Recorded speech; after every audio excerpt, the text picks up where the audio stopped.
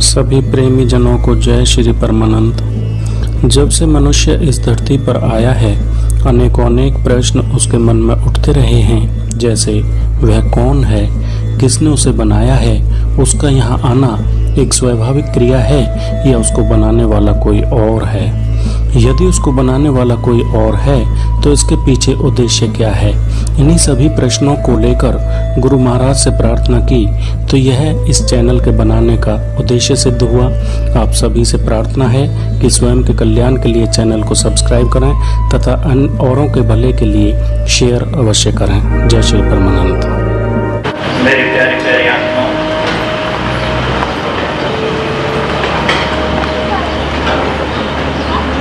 आज का जो शब्द है धर्मदास जी का है। तो इस शब्द के माध्यम से धर्मदास जी क्या कहना चाहते हैं हम आप सबको।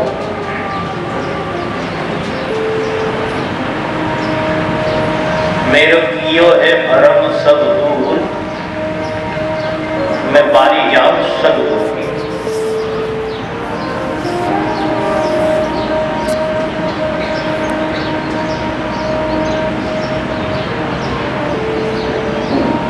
सही मायने में जो हमारे जीवन में दुख है,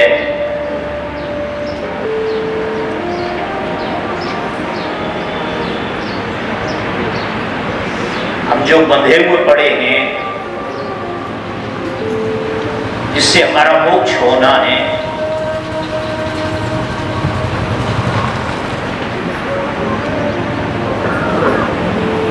जिससे हमारा मोक्ष होना है, जिसमें हम बंधे पड़े हैं या हमारे जीवन में दुख है, वो मूलतः ही अज्ञान का है। जो हमें भ्रम हो गया है और उस भ्रम के कारण ही हम जगह जगह जाते हैं, जगह जगह आते हैं, और ये हमारा भ्रम समाप्त नहीं होता है। एक भ्रम समाप्त हो जाता है, दूसरे भ्रम को हम वहां से त्यागते हैं। एक भ्रम दूर हो गया कि मैं सत्संगी हो गया हूं, एक भ्रम दूर हो गया कि मैं संसार से हटके मैं सत्संगी हो गया हूं। एक भ्रम दूर हो गया है। इसके साथ साथ हम दूसरा भ्रम पाल लाए। वो भ्रम ये पाल लाए कि हम संसार में किसी की बात को सुनेंगे नहीं, केवल सुनाएंगे संसार को। अक्सर हम आपने देखा होगा कि जितने भी सत्संगी, जिसमें पहला नंबर मेरा है, हम सब लोग सुनाने की चेष्टा रखते हैं, और अगर सामने वाले ने कोई टिप्पणी कर दी, हमें रोक दिया, तो ऐसे जैसे खेत में फूट पड़ती थी ना, फूट, ऐसे हम फट जाते हैं। क्यों? क्योंकि हमारा भ्रम दूर नहीं हुआ है। एक भ्रम को छोड़ा, दूसरे को पा लिया। एक भ्रम छोड़ दिया, मैं संसारी नहीं हूं, मैं भक्त हो गया हूं, ये भी एक भ्रम पा लिया है। मैं संत हो गया हूं, ये भी एक भ्रम पा लिया मैंने। मैं अच्छा भक्ता हूं, ये भी एक भ्रम पा लिया है मैंने। मुझे ईश्वर का दर्शन हो जाता है, ये भी एक भ्रम पा लिया है मैंने। देवी मेरे पास आती है, कोई देवता मेरे पास आता है, कोई हनुमान मेरे पास आता है, कोई और मेरे पास आता है, मैं बारिश बंद करा देता हूं, मैं बारिश करा देता हूं। मैंने आज तक जिसको आशीर्वाद दिया वो खाली नहीं गया। इस दरवाजे पे जो आया वो झोलियां भर के गया। ये भी हमने तो भ्रम पा लिया। जिसके दरवाजे से कोई खाली नहीं जाता, उसने आज तक आके किसी से ये नहीं कहा कि मैं तुम्हें हवा दे रहा हूं, पानी दे रहा हूं, धूप दे रहा हूं, ऑक्सीजन दे रहा हूं, एक बार भी आपसे नहीं कहा करके उसने कि आप मेरी प्रशंसा करो, या वो अपनी प्रशंसा में लगा हुआ है। देखो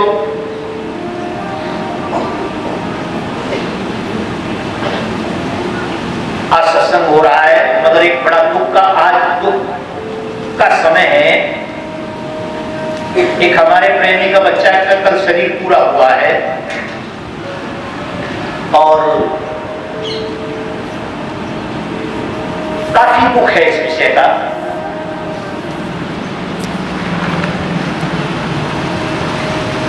वो जो पूरा परिवार है किसी भगत जी के पास जाते हैं,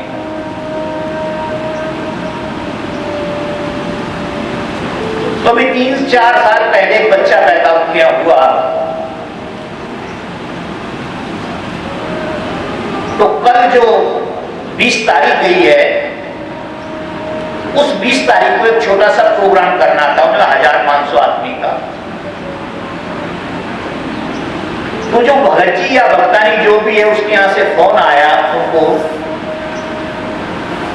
कि भाई मेरे से देवी ने एक बात कही है कि ये प्रोग्राम से पहले मेरे पास आओ।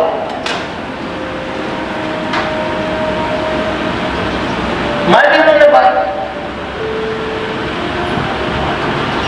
20 तारीख का प्रोग्राम था, वो कार्ड बांटने जा रहे थे। 5 या 4 तारीख को उनका एक्सीडेंट हो गया और एक्सीडेंट ऐसा हुआ कि यहां से जान खत्म हो गई।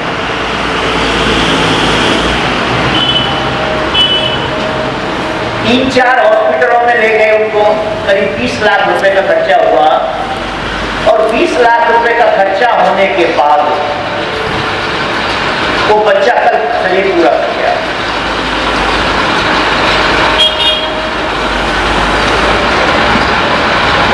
यहां एक प्रश्न खड़ा होता है,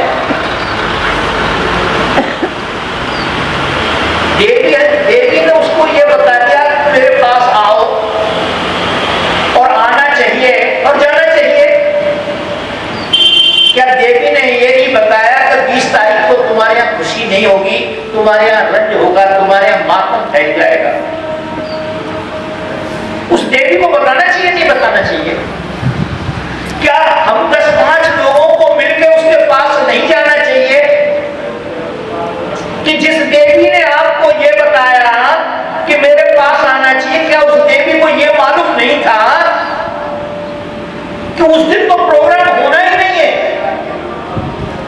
उस दिन तो उस घर में मातम फैलेगा? मगर हम क्या करते हैं? नहीं, इसमें भी वो कोई ना कोई बात निकालेंगे। तो ये जो हम भ्रम पाल लेते हैं, एक भ्रम को छोड़ के दूसरे भ्रम को पाल लेते हैं और दूसरे भ्रम को छोड़ के हम तीसरे भ्रम को पाल लेते हैं, बाकी जो बात मूल है उस बात पे नहीं आते। इसी बात को धर्मदास जी कह रहे हैं कि मेरो कियो है भरम सब दूर, मैं बारी जाऊं सदगुरु के। कौन कह रहा है? धर्मदास जी। ऐसा बताया संतों ने, धर्मदास जी बहुत बड़े सेठ थे।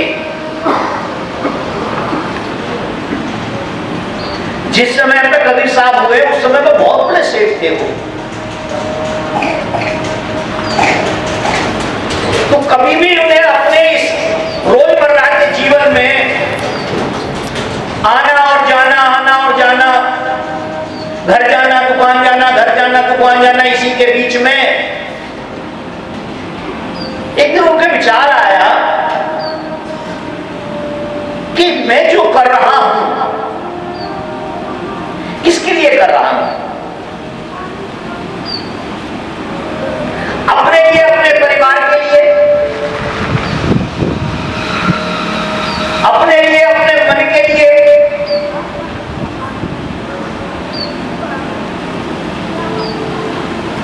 या पत्नी के लिए, बेटों के लिए, बेटी के लिए, तो एक दिन वो कबीर साहब के पास जाते हैं और कबीर साहब से बोलते हैं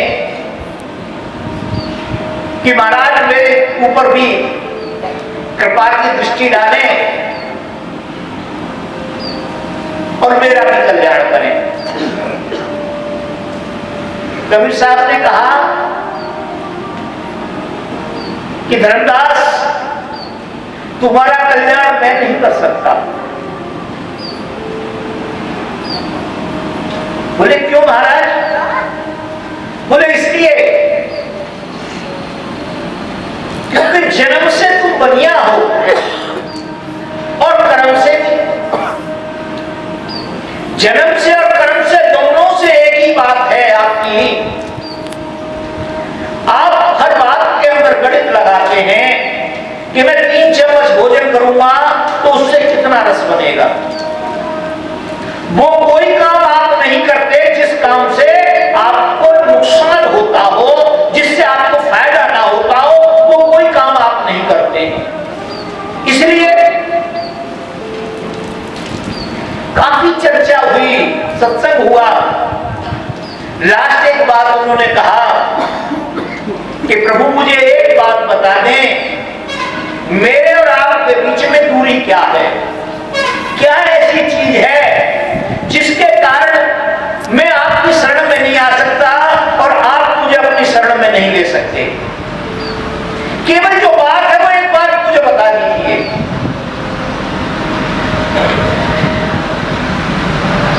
कबीर साहब ने कहा कि तुम देखो धनपति हो, इतना धन है तुम्हारे पास, इतना धन जो तुम्हारे पास है तुम भजन नहीं कर पाओगे। तो ऐसा बताते हैं कि धर्मदास जी ने सारा धन जो था, जो कुछ था, उसको खत्म कर दिया। खत्म करके उनकी शरण में चले गए और खूब भजन किया उन्होंने। और भजन करने के बाद उन्होंने ये अपना अनुभव लिखा है कि मेरा किया है भरम सब दूर, मैं बारी जाऊं सदूर। ये भ्रम बाहर दूर नहीं होता है। ये जो भ्रम है ये बाहर दूर नहीं होता है। बाहर दूर इसलिए नहीं होता है कि बाहर केवल शब्द है। बाहर जो कुछ आपको दिखाई दे रहा है ये काल का देश है, ये स्वार्थ का देश है, ये लेने देने का देश है। यह बात बनाने का खेल है, कला है। यहाँ पे एक महात्मा जी कहीं रहा करते किसी बस्ती में, तो पड़ोस में क्या हुआ कि एक बच्चा शरीर पूरा कर गया।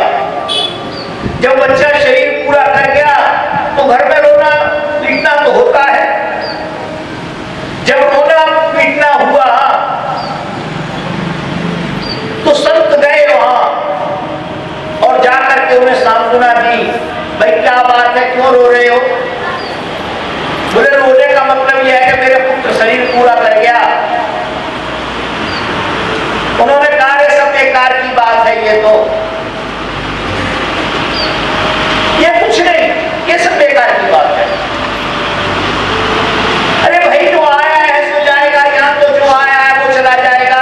आज नहीं तो कल जाएगा, कल नहीं तो परसों जाएगा। यहाँ आने जाने का खेल है, कुछ नहीं भैया। इस मिट्टी को खराब मत करो और जाओ और मिट्टी को कहीं अपना संस्कार कर दो। बच्चे के पिता ने सोचा ठीक बात है, भाई इसका संस्कार नहीं करना चाहिए क्योंकि बिना संस्कार के कोई काम नहीं होना है। बच्चे का संस्कार कर दिया गया, कोई बात नहीं। महीने 2 महीने साल 2 साल के बाद महात्मा जी रोने लगे बड़े जोर जोर से। जब महात्मा जी रोने लगे तो वो जो दंपति थे उन्होंने सोचा पता नहीं क्या बात हुई महाराज को आज, और जाकर के उनके पास गए और कहा भाई क्या बात है, क्यों परेशान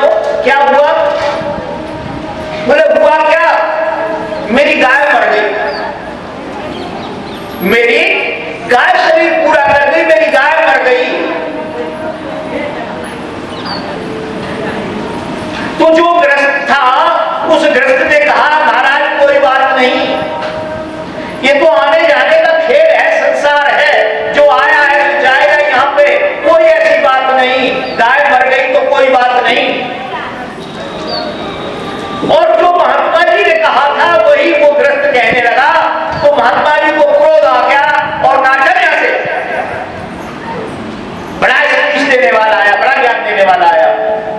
बोले महाराज हमने तो कोई ज्ञान नहीं दिया, जैसा आपने सिखाया है हमने तो वही कहा है जो आपने कहा था, उस दिन भी आपने कहा था।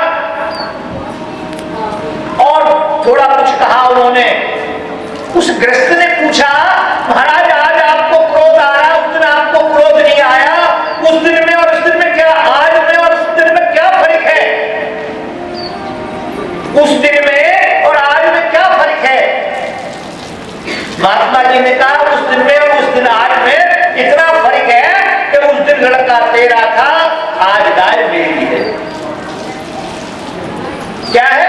आज गाय मेरी है, कल लड़का तेरा था। तो भाई ये जो संसार है ये स्वार्थ का है। आप कहीं चले जाओ, कहीं तक चले जाएं, केवल स्वार्थ, केवल स्वार्थ। पिता पुत्र से, पुत्र पिता से, पति पत्नी से, पति पत्नी से, सब कहीं न कहीं कोई न कोई, हर व्यक्ति किसी न किसी जुगाड़ में बैठा हुआ है। आपके लिए कुछ नहीं, आपके लिए नहीं, वो आपसे लिए किसी न किसी तरह के जुगाड़ में बैठा हुआ है। तो कहते हैं कि बारी जाऊं सतगुरु की,